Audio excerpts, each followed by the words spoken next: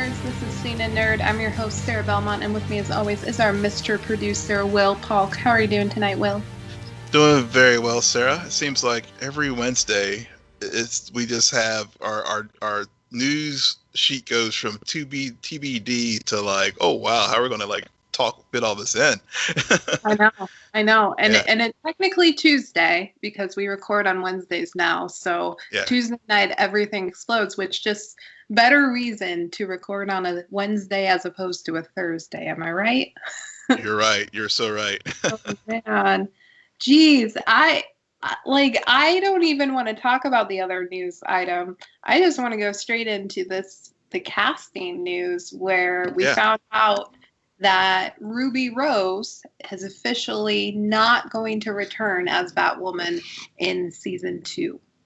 Yeah, that was wow. I mean, when I saw that news yesterday, and and given that we're just off the heels of season 1 finale, and feeling pretty good about the series, how things ended the first season, given it was a COVID shortened season, Yeah. and then you get that news. I mean, it's not like it's just supporting character, but the lead of a show, and in particular show that has so much buzz about it at the beginning, just because of have a lesbian superhero who is actually played by a lesbian actress, and really had grown into the role, and then boom, you get that news, and I was just like, whoa.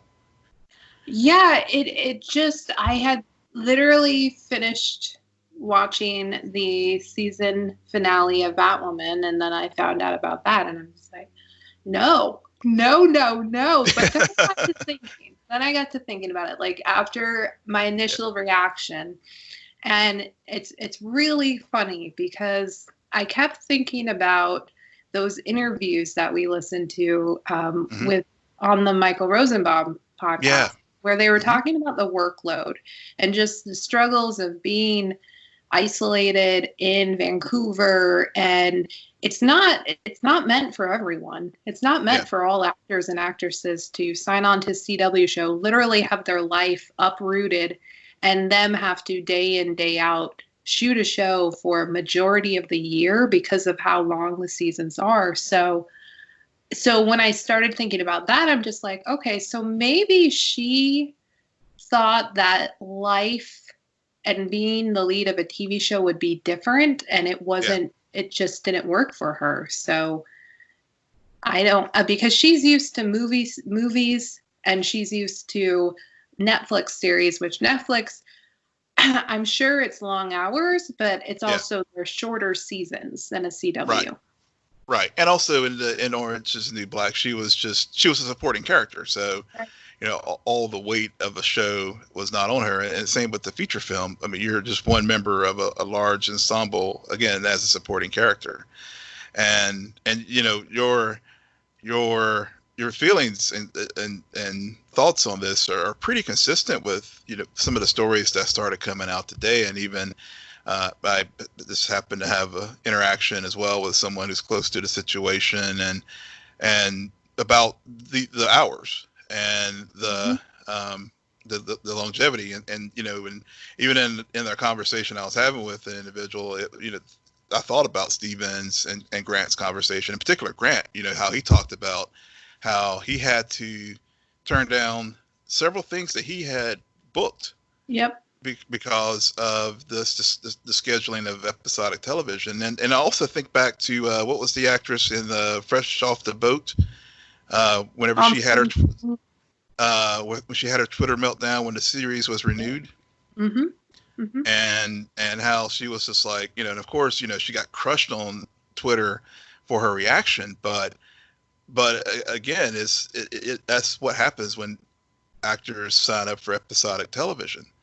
And when you have seasons that are 8-9 months of filming, it really leaves them a very small window to do other projects. And so you can understand as an artist why they probably just felt suffocated and hamstrung. And so it'll be interesting, in thinking about Ruby. I mean, Grant hasn't signed on for seasons 8 and 9 yet. I mean, he's talked about it, but it's a real possibility that we'll be having this conversation, sometime later this year, or maybe in 2021, about Grant Gustin leaving the Flash.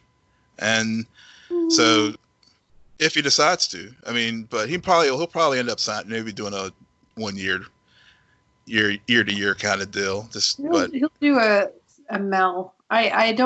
What I don't like is the idea of him leaving the Flash and then suddenly the Flash is over, and it's like, no. Right.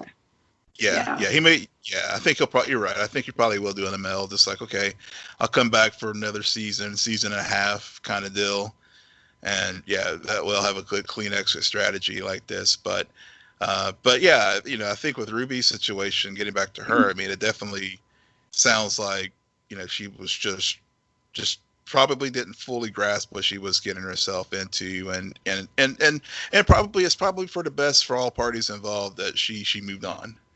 Even though it sucks from a fan standpoint, given how the character has grown and how she's grown into the role. When we think about how we used to talk about how wooden she seemed to by the end of this season, how much more relaxed she felt about Kate. And so I guess it's not unprecedented. I mean, I know there's been other series. It's pretty unprecedented for the lead. I mean, unless the lead has, there has been situations where actors have passed away, right. or something like that.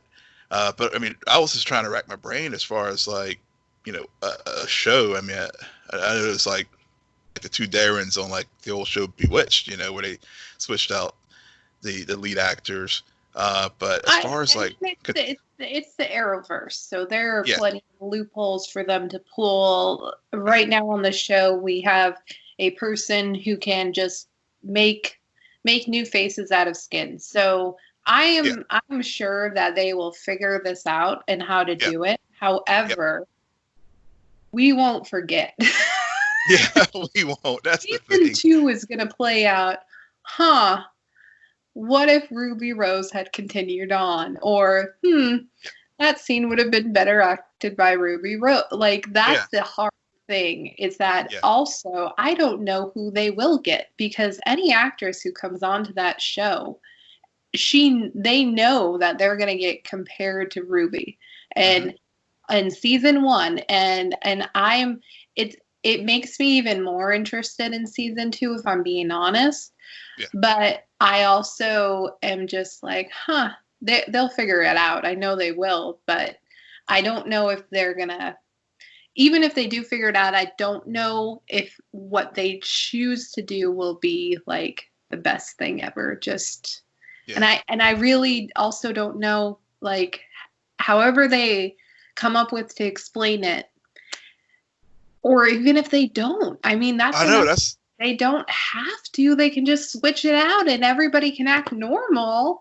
And viewers like, I mean, they could totally do that. I mean, there's really, again, because for the characters in that show, other than Luke and Mary and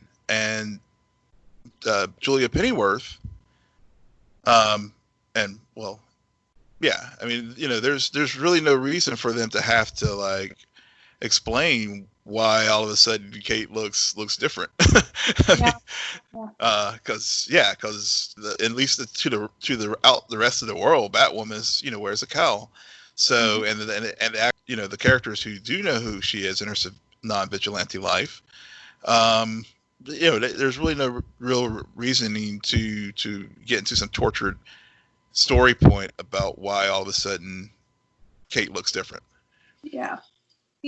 Speaking about people looking differently, I want to get into this finale. I do. Okay. So this finale was interesting. I'm going to be perfectly honest. I was bored for about 75% of it.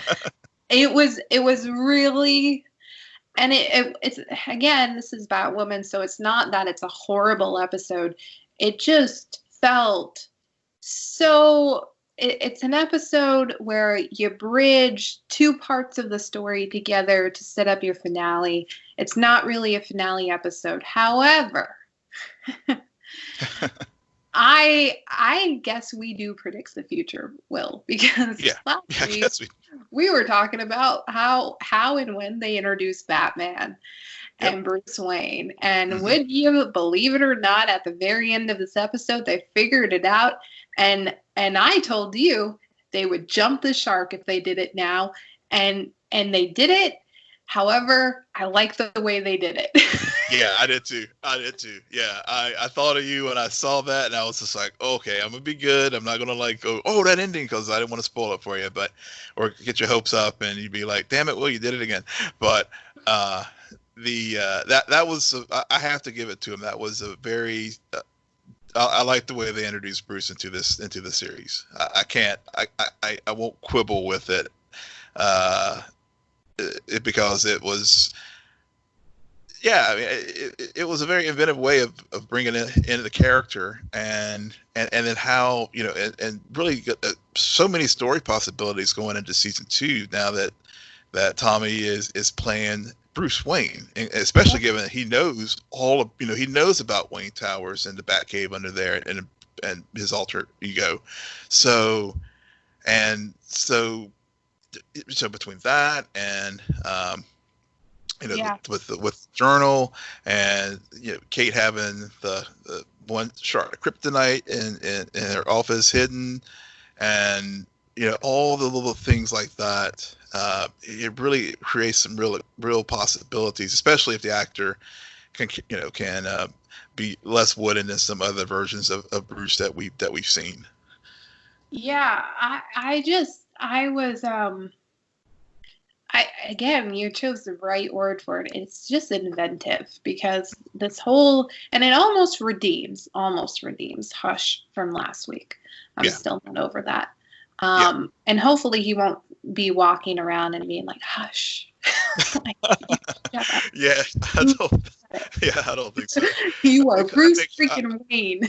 Yeah, Hush may return, but it'll be whenever they figure out that that's not Bruce. But yeah, which I mean, I still want, and I don't know how you feel about this, but in my mind, if they can pull off season 2 with Tommy being Bruce, mm-hmm. and having everyone find out about it and it all unfold without really introducing Bruce, mm-hmm. That would work really well for me, because obviously, once the other Bruce shows up, there's an issue. But I mean, I still want them to hold back on the real Bruce, mm-hmm. but I think this is a good compromise to get us into that season 2, and also with, I mean, the lead of the show, her face is going to change. Yeah. We're getting all these changes. changes. Yeah, that should be the name of the. Yeah, that should be the premiere episode of season 2. It's just like, changes are coming. What did you think about Alice killing Mouse? I thought that was so weird. I think that was. I like that arc, because I thought it was going to come maybe last week when Mouse was having the moment in the mm-hmm. tavern where he was just like, let's just go and leave and all that. I thought it was going to happen then, but I think it really, again, Alice has been, I think, the MVP of this season. I mean, Rachel Skarsten has done just a phenomenal job with this character, because we were so worried, as we've talked about before, we were worried it was going to become kind of a parody or just a very stale villain. But killing of Mouse was like so Alice in so many levels, because she was so obsessive about the journal and trying to find the kryptonite, and then she also has a tender spot for Mouse, even given, as we've learned this season, just how she ended up being found by Mouse's father, and all the being in the root cellar and all that kind of stuff, and her and the whole and the grand and the mother, the mother and the whole face things. I mean, there's just so many layers to Alice, and she and Mouse were basically prisoners of that effed up existence, and so she did have a tender spot for him, but at the same time, because of her obsession with trying to achieve her ends, at the end of the day, for Alice, it's all about making and completing her goal, and Right. and so and if there's collateral damage along the way, she will she is capable of carrying it out, feel terrible about it, and because it was a very heartfelt moment, even though it did get cut short with the commercial and kind of took away some of the emotional edge off of the scene. When I but stream. but at the same time, but at the same time, it was just like, she felt it, but then at the same time, she was like, and she sold it, and so you still see those remnants of like humanity in Alice, and then she gets back to the task. Yeah, I guess for whatever reason, and maybe because I was watching this episode through the lens of this is the last episode, but it was originally not meant to be the season finale. Mm-hmm. And so maybe that's why I was just under a skewed perception of what was going on, because and while listening to you talk about the scene, I'm replaying it in my mind, and I'm like, yeah, shit. For some reason, it just fell flat for me. Even the acting, and I love Rachel. I think she's excellent in the role, but for some reason, I did not feel the layers. I thought it was forced. I thought like, well, this really. Usually when Alice does crazy things, they make sense to me. I'm like, yeah, she would do that. That's a natural response. Mm-hmm. Natural is a stretch. But I for whatever reason, to me, this one came out of left field. I don't know why. Like, and when I say out of left field, I'm not saying in a good way, because sometimes curves like that are, but it felt very strange, and it was weirdly placed in the episode. There was something about this pacing, and for whatever reason, that's overall why this episode in particular didn't really work. It was funny because last week we've spent so much time with Sophie and Julia, and then this week, at one point, I'm like, wait a second, where's Sophie and Julia? Yeah.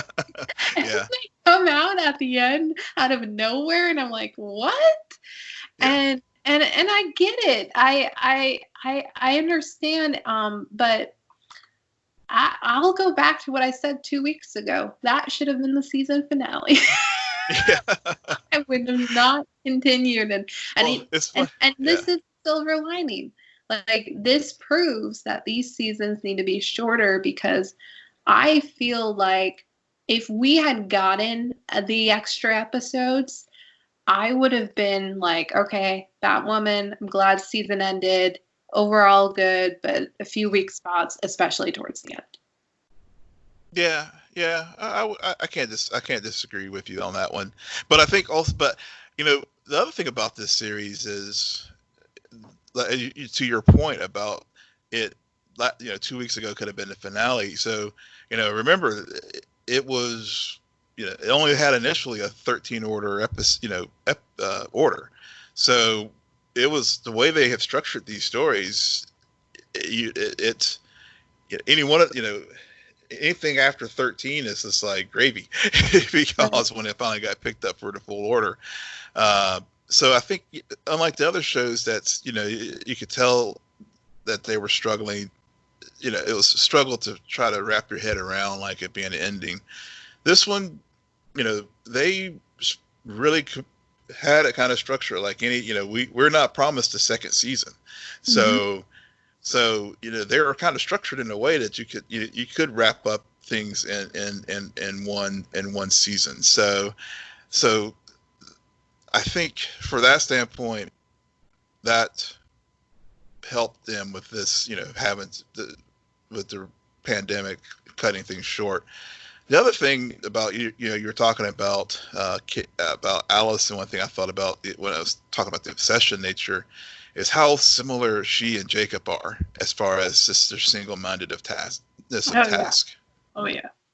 And I just so that was one of the things I did like about the episode, is just sort of seeing how they were both just so like driven, you know, what the ends justify the means as far as getting to their goal. In Jacob's case, he was like this alliance with Batwoman to stop Titan, and then you know, whenever they were in the football stadium and they managed to take Titan down, then of course immediately turned and flipped, you know, and was trying to apprehend Kate. And it's the same with Mouse and Alice. So, you know, it's seeing those DNA familial personality lines there with these characters that I think really sets up for a good, strong dynamic with the interactions between the storyline in this first season, which makes for very interesting television. So when those scenes were on, those were pretty interesting for me. You know, you're talking about things that fell flat. For me, the whole Titan story fell flat. That's where I was kind of like, okay, I kind of checked out on a lot of those scenes, because it's just like, I was like, what's the point here? Yeah, exactly. I mean, it was villain of the week. Villain of the week. I do have one question. Do we know where and who Mary's biological father is? You know, it has not been established. Yeah. Okay. So, spoiler alert, future villain coming to town, gonna be a thing. Yeah. As far as, because if I recall back from the pilot and stuff, I mean, Jacob and Mary's mother, obviously, you know, socialite, marriage, that kind of thing. But I don't think they really explored her backstory as far as who her father is, you know, and it was really more the whole stepsister issues that she and Kate had. But in a good way. Like, that's something I like about that character, is that it would be typical to make her the bratty, stupid stepsister, but they really flip that on its head, where this is a girl who lost her mother early on in the season and then is trying to form this sisterhood with her stepsister, because who else does she have? And just the way she kept emphasizing Jacob's my father too in this episode just clicked on me. I'm like, right, but you are stepsister, so where is your real dad, and what is the story, and what happened? So I just wrote that down because and that's a testament to this show. Like, even in a boring episode, I'll find something where I'm like, I wonder if they're gonna pull that string, which they'll probably will eventually. They will, and also I think it was a good way to, again, as I was talking before about the threads with all these characters and their various arcs, and of course, Kate having to, again, and it really sets up this, you know, sets up other parts of the story, dealing with one having to come out to her father once, and now again having, you know, not being able to come out to her father as far as being Batwoman, and so, you know, just that emotional, you know, issue of, you know, that she's been dealing with, and trying to, you know, help the city out and be the vigilante that can do things that the Crows and the police can't do. But yet she can't tell her father this, because he is just so obsessed with, like, you know, this is, you know, like Javert, or thinking back to early seasons of Arrow with Quentin Lance, you know, bringing this person, this vigilante, to quote unquote justice. So, so there's, you know, there's those pieces to the story as well, and, you know, and especially when Sophie is, even though she doesn't know Kate's Batwoman, but still trying to show how Batwoman is asset to Gotham, and Jacob needs to see that. So it definitely plays a lot of good beats with how to use all the supporting characters in a way to support the underlying story and meaningful ways, instead of like ways that to some of the other Arrowverse shows sometimes you're kind of like wondering, okay, this subplot's going nowhere. Why are we dealing with it? Even though I will say the subplot with Titan this week and trying to force the issue of CTE was the people quibble about the Arrowverse and trying to do social things and whatnot, and this was one of those places where it did seem very forced, trying to deal with the issue of football players and athletes and CTE. I was like, okay, this is like not landing right with me. I'm sorry. Speaking about shows that have subplots that go nowhere, you want to talk about Supergirl? Yeah, so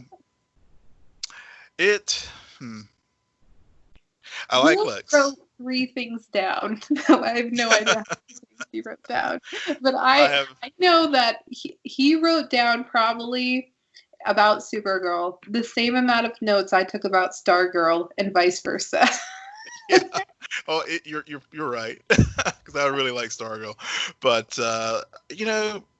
this season has been for me a disappointing season. I know, and I don't want to belabor that point. I don't want to run our listeners away by complaining about Supergirl. I mean, this episode, we finally get. It was David Harewood's. I think, was this directorial debut, or was it his? Or has he directed a couple shows before? Because I did like the direction of the show. I mean, it was a good episode from that standpoint. Yeah. But that's so shady. Oh my god. But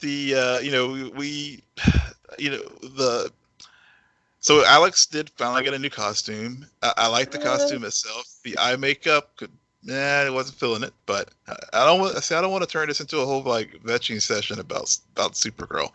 Why do you let me start? You go right ahead. You asked me, so I was just trying to start. Oh my god, Supergirl. Yeah, so we don't want to make it a venting session, so I'll just say that the part I did appreciate about this episode is actually had everything to do with Brainy. Yeah. Because I really like how they connected Dreamer's visions of that crazy Brainy to the sacrifice he ends up making. That, correct me if I'm wrong, Will, I fell asleep at the end of the episode. Did he survive? Like, they're going to rescue him, right? Or did they rescue him? That's the big cliffhanger. Okay. So, yeah. Okay. So, it's a cliffhanger. Yeah. All right. So, I like that too, because there is, I mean, in my mind, they catch him right in time and everything, but they could also not, and just not bring that actor back and just say, no, he really did a self-sacrifice, because that's what this was all about. This was about Lex. Lex is willing to do a lot to kill Supergirl, but I don't think he's willing to sacrifice his own life to kill Supergirl. No. That's definitely not. He Yeah. So I like that connection and that the exchanges between Lex and Brainy, especially at the end when Brainy thinks he has the upper hand and Lex claims he doesn't. I still think Brainy did. I still think that Lex was just trying to save face. But yeah, that was the highlight for this episode for me. Totally. Yeah, I completely agree. Because that's been a very, I will say the Brainy arc with his arrangement with Lex this season was definitely one of the higher points of the season for me, and the way that the whole scenario played out, Brainy going back to native Brainy look, and you're right, that was a very, especially thinking about last week's episode when the DEO was destroyed and Brainy and Dreamer had their moment there where he could have opened up to her and shared what was going on, and he failed to do so. And then carrying it forward to this week where she's having the visions of Brainy in the Leviathan, starship, and trying to recapture the three gods. That was I did like the way that they utilized and closed out this particular arc in their relationship, and also especially when they managed to, it was one of those situations where like the Flash this season, where the bad guys actually won and at the end, because Lex did manage to get capture the three gods in the bottle, Mm-hmm. and he delivered them to his mother, Mm-hmm. and it was and so he has basically lives to fight another day, and then of course the Brainy is left in a situation where the rest of the team,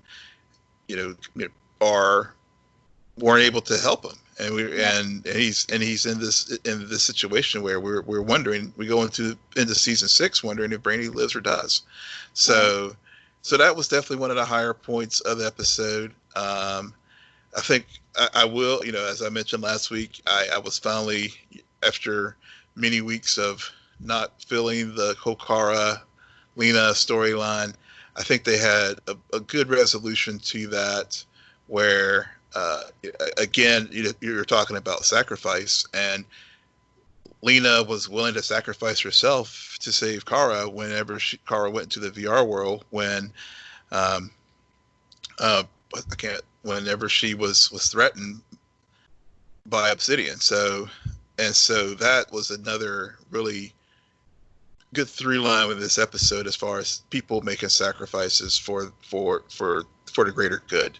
Yeah, it was funny because when it was all coming together about this idea of, we were talking about it last week, how many different subplots this show actually had this season, and how various episodes would focus on one and the others would be in the back, and it was hard to keep track, and how did they all come together, and I think that's something that this episode did. It did bring everything together and made it more in sync. Mm-hmm. It still felt a bit odd to me, because I don't know why, but you're gonna laugh. When they were talking about how pain makes us human and everything, and it's all about overcoming it and everything, not hiding from it, and not trying to make yourself forget and hold on, I kept thinking about Star Wars. Because that's the whole thing, like Kylo Ren. Yeah. You have to kill the past. Yep. and the whole analysis about why he hurts himself in that fight in The Force Awakens, it's because pain, aggression, and all of that. And so I went straight to Jedi. And I was like, are you a Sith? I don't know what's going on. So, but I guess it's funny, because when you say the bad guys win, for whatever reason, at the end of this episode, I know there were cliffhangers, but it didn't feel like there was something missing about a push, and maybe it's just like I'm dead inside or something, but I didn't have any emotional reactions to anything that went on. Although I did like the Brainy stuff, I didn't even remember if they saved him or not, guys. That's how much I paid attention. It felt very like, okay, because you have Lex say, I'm the winner, and let's get to work, Mom. And then you have Lena and Kara say, oh, we still got one more bad person to catch. And I'm like, okay, 20, you guys need some more writing. Yeah.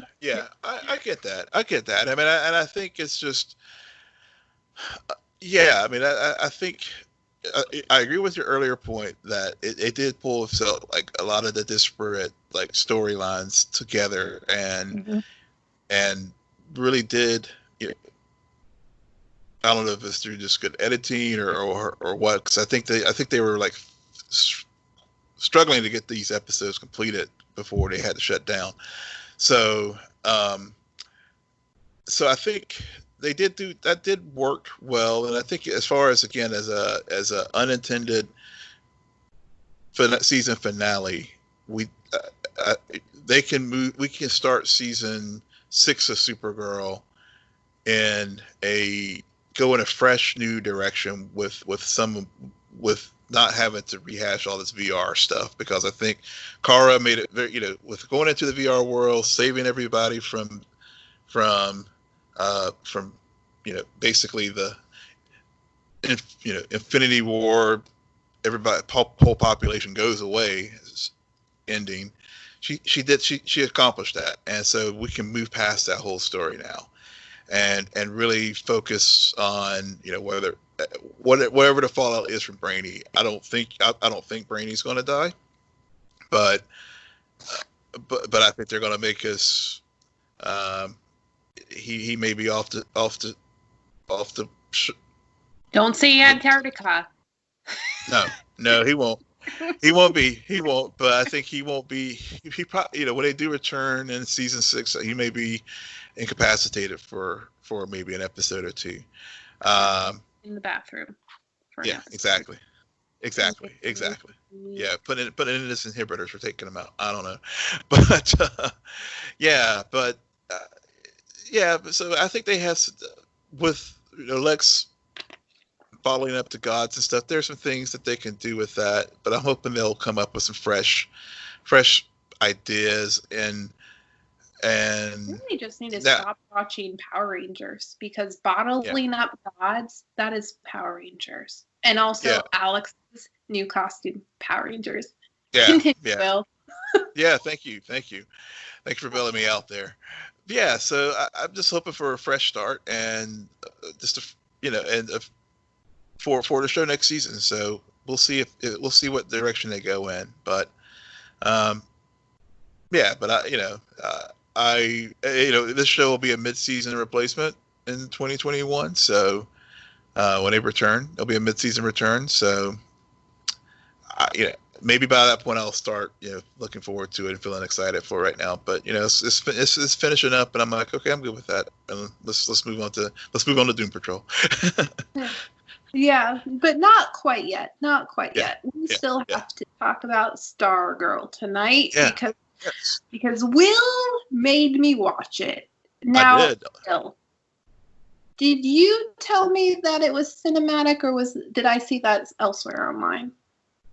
I said it had a cinematic feel to it. Okay. I didn't say it was cinematic, but a feel to it. But definitely, because I watched it right after watching Supergirl, so you definitely could tell it.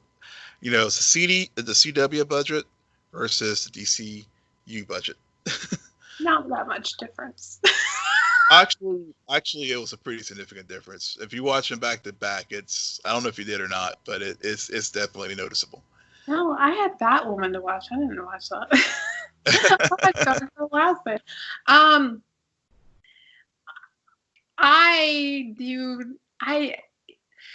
When you throw the word cinematic, whether you put feel in front of it or not, sir, to me, I'm like, oh my God, is this going to be good? And I know there's some listeners who also were tweeting about it last night, and also kind of made me have higher expectations. You probably went in with much lower expectations. I did. So I was excited, and then I was watching it. I'm like, what the heck, Will? This is exactly what I thought it would be based on the trailer. Yeah, well, I went in with it I went into it with low expectations. Exactly.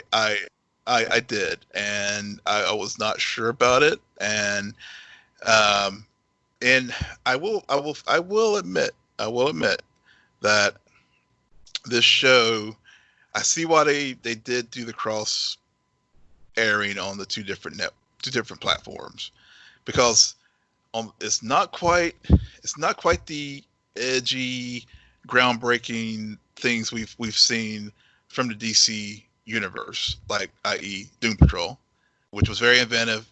Oh God, it's nowhere close to Doom Patrol. Yeah, it's nowhere close, exactly. But from the production standpoint and bigger budget that type of thing. It was, it was clearly, it had that DC universe flavor to it. Yeah. I mean, I put it on par with what we get from Titans and Swamp Thing. Yeah, exactly. And but not quite as dark as those two shows. And then you have but then you have the story side of the CW where it does try to appeal to a broader audience, and I think it successfully does that. And so, but I want to make one point before I forget this, because you keep bringing up Doom Patrol. Yeah. Okay, tell me if I'm wrong, but did this town that they're living in, Bluebell or whatever, Nebraska, didn't that remind you of a certain street that appeared on Andy Street? Yeah. I'm pretty sure that's the same set. I'm pretty sure they moved Andy Street. Both shows were filmed in outside Atlanta, so that's probably why. It was so distracting to me because I'm just like, well, everyone's saying hi because they're controlled by Andy. Duh.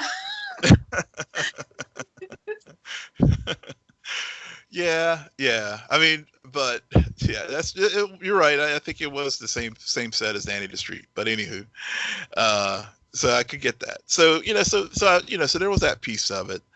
The story, it wasn't like groundbreaking as far as taking any chances. I did. One of the things I did do, and I know I'm a complete nerd for doing this, and you can go ahead and get at me. I did compare. I did watch the two different versions just because that's just how I am.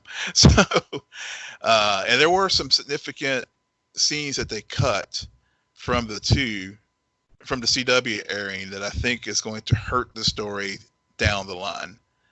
Oh, what scenes?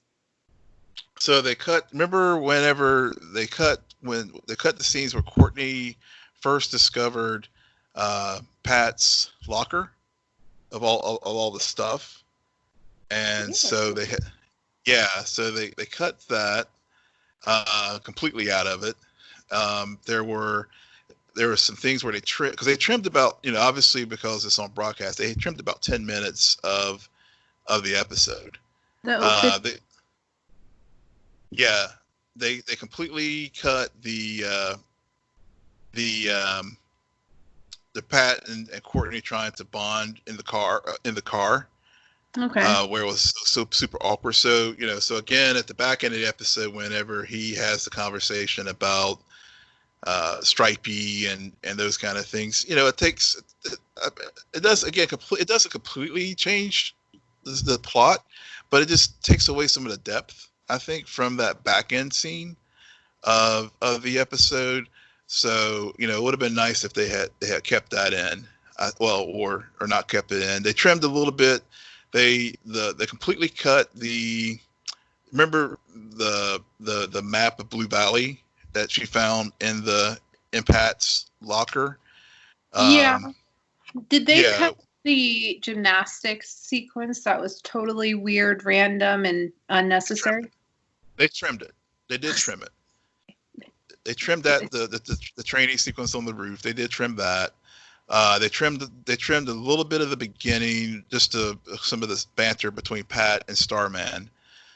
And then there are a couple others, and then some of the little side plots as far as like meeting the garage guy, Larry, the muscle dude. They trimmed some of that scene, and they trimmed. I think they either trimmed or they cut her meeting the cheerleader. So some of the teenage interactions when she moved to Blue Valley, and also whenever she left. When she left LA, they trimmed a scene where she left her good friend there. So they did some trimming, and then they did some just straight up cuts. And one of the bigger cuts I thought that probably will come back to make a difference is to one of the points you had on the rundown, which was the whole question about the Starman being her father. Mm-hmm. Because they drop a name that was cut in the CW version, Sam Sam Curtis. Mm-hmm. And so in the comic book, we learned actually Sam Curtis is actually her father. And of course in this, of course in the series, Stargirl, Courtney thinks that Sam Curtis is just the alias that Sylvester Pembroke was using for, because she can't, she was saying that she can't find anything about her real father on the grid as far as Sam. So there was that was another cut that was made that I think is going to impact the story down the line. I'm confused. Yeah. Is Starman her father or not? I don't think he is. So okay. I'm glad. That would have been way too weird and convenient and just a bigger cliche. Yeah. And I think that my issue with this show is that it feels very small. And it feels very narrow. I want to, for some reason, I keep thinking about the word narrow, where like a show, even Flash, even though it has its issues, and Batwoman, they have very large, expansive casts. There's a lot of different subplots. There's a lot of different actions. And in this episode, and this pilot in particular, and I get it, it's a lot of exposition. It's set up for characters. Even the things they set up, though, felt very small and very. Why is it taking us so long to get from point A to point B? We've met one other person or two other issues. Why are these scenes? Why is she still doing gymnastics on the broom? I know it's not a broom. Yeah. I know it's a staff, but still, it just felt very like. Why is this taking so long? Like the pacing was off for me, and it just, the only thing that did feel large and big and exciting was the JSA part and this whole idea of this history and how she knows about the JSA. She has her beliefs about them. And also Pat's backstory, I thought that was great, that he's a sidekick, he's stripey, and he's still doing sidekick things, getting in trouble. Well, see, that's where, to your point, it feeling small.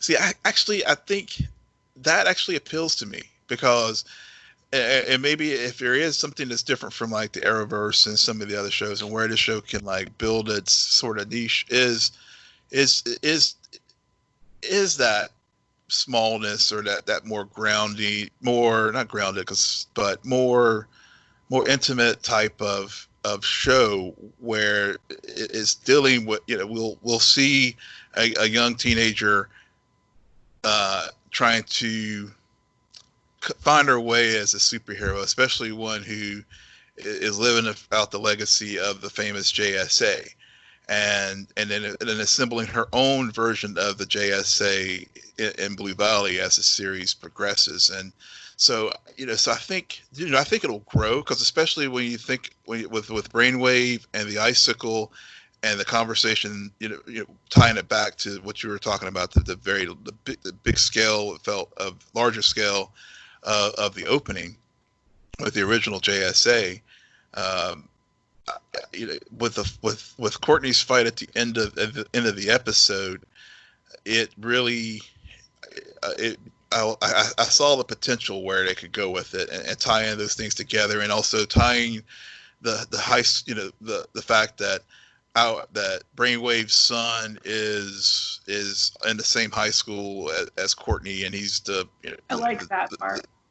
The jock who's a big jerk and that kind of thing, athlete. So so there's a lot of good. I think you're right. There was a lot of exposition and they did a lot of setup, but I think it was necessary just to sort of just to start establish this universe of this new town of Blue Valley, and really establish the characters, give us a little bit of backstory. And I think that's where I was mentioning before, I think some of the CW cuts. So folks, if you've been thinking about, if you really like the show and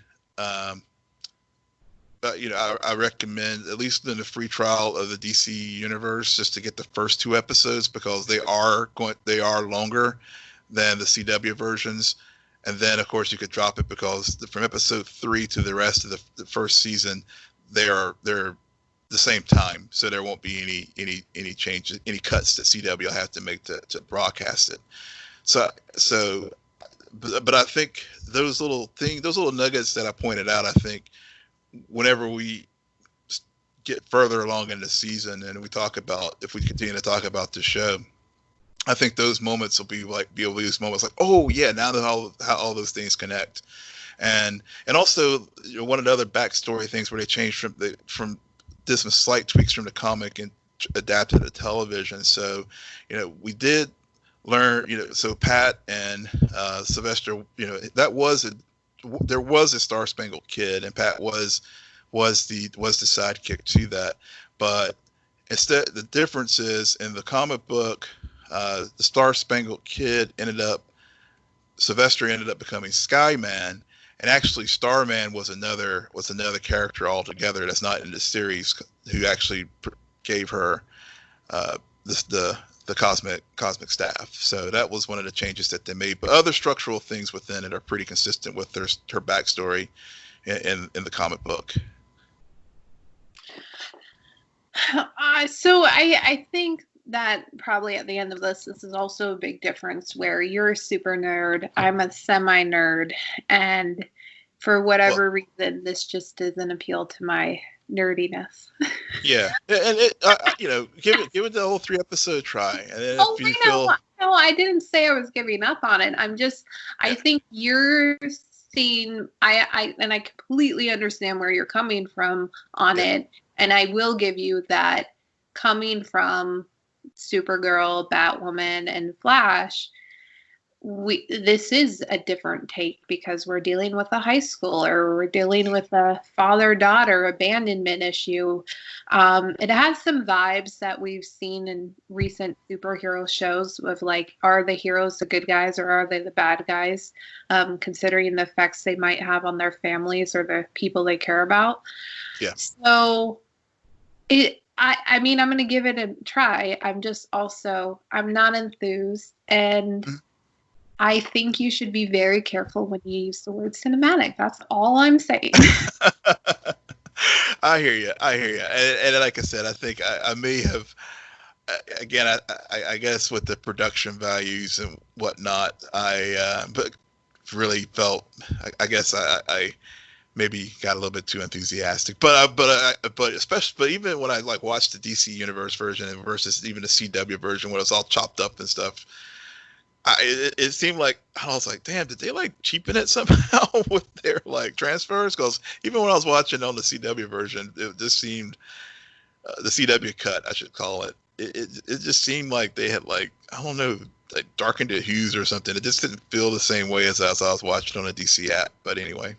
Again, I think, as I said before, if you really do like the show, I recommend, at least for the first 2, just sign up for the free trial period for the DC Universe app. They're not paying me to say this. I'm just saying, if you really like the show, I think you'll benefit from having the extra 10 minutes of content. Speaking of people being too enthusiastic, Release the Snyder Cut is coming to HBOMax in 2021, whatever the fuck that means. Yeah. Well, I guess the peoples have spoken, and the big corporate overlords have listened, and they are definitely they are completing the Snyder version of Justice League. In quarantine. Because really what happened is they were told they can't go into work to finish the projects they were currently working on, so they finished the one that had already been completed, and they're going to redo it. Yay!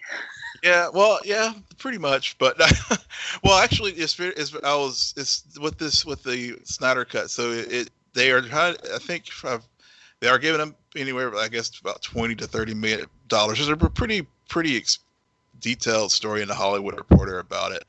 But one of the noteworthy things about the Snyder Cut on HBO Max. One, they need content for their new platform, but two, that goes into this. It could be either a big 4-hour long director's cut, which, good Lord, that's like getting into the Irishman realm, or they may break it up into 6 episodes to be aired in 2021 over on that new platform. So again, they need content, and what better way to do it is something that fans have been clamoring for. So, all you Daredevil fans, maybe you can get Marvel to do the same. I don't know, but in all seriousness, I think they, a lot of the shots were not completed and stuff, and effects were not done, so they'll be able to do that. And yeah, I mean, once again, fandom axed, and as I said, the big corporate masters listened, and folks are gonna get their Snyder cut, so we can finally retire that hashtag. And on that note, Will, where can our followers find you? Yes, you can find me at Will and Polk. That's WILLMPOLK. And you can follow me at SJ Belmont, SJBELMONT. Please follow our crew on Twitter at SNN Nerd. Friend us on Facebook, follow us on Instagram. But most importantly, rate, subscribe, and comment on Apple Podcasts, Spotify, YouTube, Stitcher, or wherever you get your podcasts. Good night, Geek Out. You're welcome.